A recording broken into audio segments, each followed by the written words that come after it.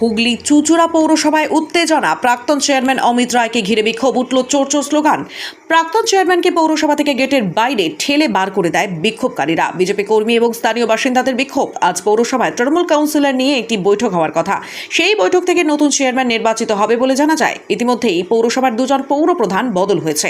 এখন পৌরসভার chairman, vice chairman কেউ নেই। স্থানীয় বাসিন্দাদের অভিযোগ, বারবার চেয়ারম্যান পরিবর্তনের ফলে নাগরিক পরিষেবা থেকে বঞ্চিত হচ্ছে তারা। তাদের দাবি, সরকারি মতে চেয়ারম্যান নিযুক্ত করা হোক।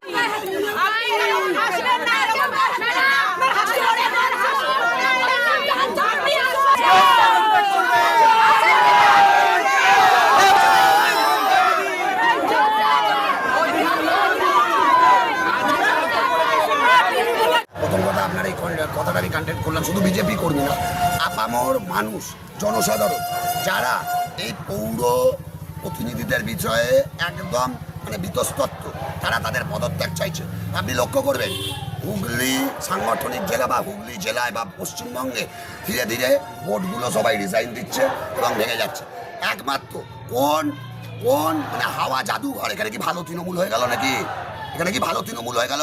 যেটা ভদ্র 5 জন থেকে 6 জন অলরেডি, আজকেও শুনলাম নাকি 4 জন পদত্যাগ করতে গেছে এসডিওর কাছে, তার মধ্যে নাকি প্রাক্তন সিআইসিও আছে। তো আমার বক্তব্য, তৃণমূল কাউন্সিলররা যা যা করেছে নিজেদের দায় মাথায় নিয়ে রিজাইনটা কেন করছে না? এটা হচ্ছে মানুষের বক্তব্য। আর কিছুক্ষণ আগে আপনারা দেখতে পেলেন মানুষের স্বতঃস্ফূর্ত প্রতিবাদ। এই কারণে হ্যাঁ বলতে পারেন আমরা সবাই হয়তো কেউ হয়তো পলিটিক্যাল পার্সন, কিন্তু এখানে তো পলিটিক্যাল পার্সন ছাড়াও মানুষ আছে। আপনারা ক্যামেরা ঘোরাবেন, দেখবেন ওখানে পলিটিক্যাল পার্সন ছাড়াও আপামর জনগণ আছে, জনসাধারণ আছে। হয়তো আপনি ক্যামেরা ধরলে দেখবেন সেগুলো কারো কোনো দলের সঙ্গেও যুক্ত না। আপনি ক্যামেরা ধরুন এবং আপনি তাদেরও নিন, শুধু আমাদের কথা নেবেন না। আমাদের একটাই বক্তব্য, এখানে বারবার এরকমভাবে পৌরপ্রধান বদল হবে। এর আগে দেখলাম অমিত রায়, তারপর পিল্টে, তারপর আবার দেখছি শুনলাম 3 দিন ধরে মিটিং হচ্ছে। কোথা থেকে হবে? বোর্ড মিটিং ছিল, তাকে তো সেই জায়গাটা দিতে হবে। কাউন্সিলররাই সাপোর্ট করছে না ওনাকে, কাউন্সিলররাই আমরা খবর পেয়েছি সাপোর্ট করছে না, একে একে সব হাত ছেড়ে দিয়ে চলে যাচ্ছে। ওদের তো দুটো লবি এখন, একটা হয়ে গেছে ঋতব্রত লবি, একটা হয়ে গেছে কালীঘাট লবি।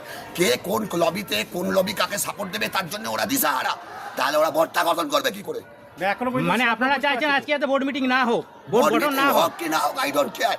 আমরা চাইছি এখানে প্রশাসক বসুক, মানুষ চুঁচুড়া বিধায়ক ভাই পৌরসভার 30টা ওয়ার্ডের মানুষ আপনারা যেন সেই পরিষেবাগুলো স্বচ্ছভাবে পায়। এখন পাচ্ছেন, আমার বাড়ির সামনেও নর্দমা পরিষ্কার হয় না, আমার বাড়ির সামনেও এমএলএ চেষ্টা করছেন কোয়ার্ডিনেটর দিয়ে তাদের সাথে কিন্তু এরা কেউ তাদের সঙ্গে কোনো সুরাহা করছে না। হ্যাঁ, এরা আমরা যথারীতি শান্তিপূর্ণভাবে, পুলিশ আছে, পুলিশের সামনে বাধা দিয়ে বার করে দিচ্ছে, কাউকে ঢুকতে দিচ্ছে না, বলছে ভোট গঠন হবে না। অথচ ভোট আগামী ফেব্রুয়ারি মার্চে। তাহলে বিজেপির চরিত্রটা প্রকাশ হয়ে পড়ছে। আপনাকে তো আজকে ডিম মারলো, দেখা গেল। কেন ডিম মারলো? গায়ে লাগেনি ডিম, আমার এখানে ওদের মাথায় দেখা গেছে ডিম ছিল। হ্যাঁ, ওদের লোকের ওদেরই একজন ছেলের গায়ে লেগেছে। কারা এগুলো, কারা রয়েছে সব? বিজেপির আবার কারা কেন করছে বলে কি মনে করছে? ভোট গঠন করতে দেবে না, এদের উদ্দেশ্য জোর করে দখল করবে, ভোটে ওরা আসতে পারবে না, সেই জন্য জোর করে এইসব করা। গণতান্ত্রিক পদ্ধতি এরা মানে না। হ্যাঁ, সব জায়গাতেই এটা করছে অসভ্যতা। আপনি ঢুকতে গেছিলেন, হ্যারাস করেছে আপনাকে? হ্যারাস বলতে ঢুকতে দেয়নি, ঢুকতে বাধা দিয়েছে পুলিশ, থাকা সত্ত্বেও এসব হচ্ছে। পুলিশ দাঁড়িয়ে আছে, পুলিশ ওদের হয়ে কাজ করছে। আপনি কি এখন ফিরে যাচ্ছেন? তা কী করবো, অসভ্যতা কী করবো? দেখি কি প্রশাসন কি ব্যবস্থা নেয়। আপনি তো হেনস্থা নয়, ঢুকতে বাধা দিয়েছে, হেনস্থা আবার কি করবে? মানে আপনাকে দেখে চোর চোর স্লোগান, চোর স্লোগান তো সবাইকে দেখে, ওদের তো চোর স্লোগান। এখন তো ওদের নেতারাই বলছে যে সব আমাদের দলের লোকের, অগ্নিমিত্রা পাল বলছে আমার নাম করে চুরি করছে, ইয়ে বলছে ওই জিতেন্দ্র তেওয়ারি নাকি একজন, তিনি বলছেন আমার নাম করে চুরি করছে। আমাদের লোকসভার এমপি রচনা ব্যানার্জি আমাদের বিধানসভায় কাজ করতে চাইলেন, তাকে কল্যাণ ব্যানার্জি আর অসিত মজুমদার এখানে ঢুকতেই দিলেন না, উল্টে তার নামে কুৎসা করে বেড়ালেন। সেই জন্যে আমরা তার প্রতিবাদ স্বরূপ আমরা আজকে সরে গেলাম। আপনাদের পদত্যাগপত্র কার কাছে? এসডিওর কাছে আমরা পদত্যাগপত্র দিয়ে এলাম। 3 নম্বরের কাউন্সিলর অনিন্দিতা আছে, 16 নম্বরের কাউন্সিলর অর্পিতা আছে, আমি আমাদের এই পদত্যাগপত্র রিসিভ করে নিয়ে এসেছি। আচ্ছা, এই মুহূর্তে তাহলে পৌরসভায় 30 ওয়ার্ড বিশিষ্ট পৌরসভার একটা সিপিএম, একজন মারা গেছেন তৃণমূলের সদস্য, আপনারা মিলিয়ে 7 জন পদত্যাগ করলেন। তাহলে কি দাঁড়াবে নাগরিক পরিষেবা? আপনাদের তো এখনো সংখ্যাগরিষ্ঠতা আছে। সংখ্যা গরিষ্ঠতা থাকলেও আজকে আপনাকে একটা কথা বলি, যার চেয়ারম্যান ভাইস চেয়ারম্যান চলে গেছে, তো এখন তো আমাদের হাতে কিছু নেই। না পারে তো, এখনো তো সংখ্যাগরিষ্ঠতা আছে, এখনো তো আপনাদের মধ্যে চাইলে আপনারা পারেন।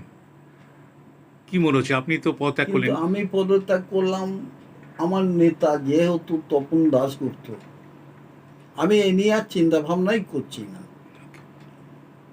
আমি আমার ওয়ার্ডের মানুষকে বলে দিয়েছি গতকাল রাতেই, তপনদার যখনই আমি টিভিতে দেখলাম, আমি কাল রাতেই ডিসিশন নিয়েছি যে আজকে আমি পদত্যাগ করব। পৌরসভার কাউন্সিলর পদ থেকে পদত্যাগ করলেন, কিন্তু দলের কোনো পদ থেকে এখনো যে আপনি আছেন সেগুলো কি ছেড়ে দিচ্ছেন নাকি না? সেগুলো সব ছেড়ে দেবো। আর 2 নম্বর হচ্ছে আমার নিজের কলেজ আছে, আমি সেই ব্যবসা নিয়ে থাকবো। আমি যেরকম সোশ্যাল ওয়ার্ক করি, আপনারা জানেন, অনেক বিয়ে থাও দিই, আপনাদের ইয়েতেও দেখেছেন, যেরকম খেলাধুলা সেখানে অংশগ্রহণ করব। আজকে যেখানে উন্নয়নমূলক কাজ হবে, কোনো দুস্থ হয়তো হসপিটালে যেতে পারছে না, সেখানে নিজের আর্থিক দিক থেকে যতটা সাহায্য করার করব। আমার কলেজ থেকে আমি যা আয় করি তা আমি কিন্তু সোশ্যাল ওয়ার্কের বেশিরভাগ টাকাটা ব্যয় করি। রাজনৈতিকগতভাবে কি সন্ন্যাসে চলে যাবেন নাকি? এই মুহূর্তে বলতে পারবো না। ঠিক আছে, ওকে। এরপরই পৌরসভার 3 কাউন্সিলরের ইস্তফা দিলেন 3, 16, 27 নম্বর ওয়ার্ডের তৃণমূল কাউন্সিলররা। চুঁচুড়া মহকুমা শাসকের কাছে ইস্তফা পত্র জমা দেন তারা। 3 নম্বর ওয়ার্ডের কাউন্সিল অনিন্দিতা মণ্ডল, 16 নম্বর ওয়ার্ডের অর্পিতা সাহা, 27 নম্বর ওয়ার্ডের শ্যামাপ্রসাদ মুখার্জি। পৌরসভার মোট ওয়ার্ড 30টি, তৃণমূলের দখলে ছিল 29টি। এখনো পর্যন্ত চেয়ারম্যান, ভাইস চেয়ারম্যান সহ 7 জন ইস্তফা দিয়েছেন।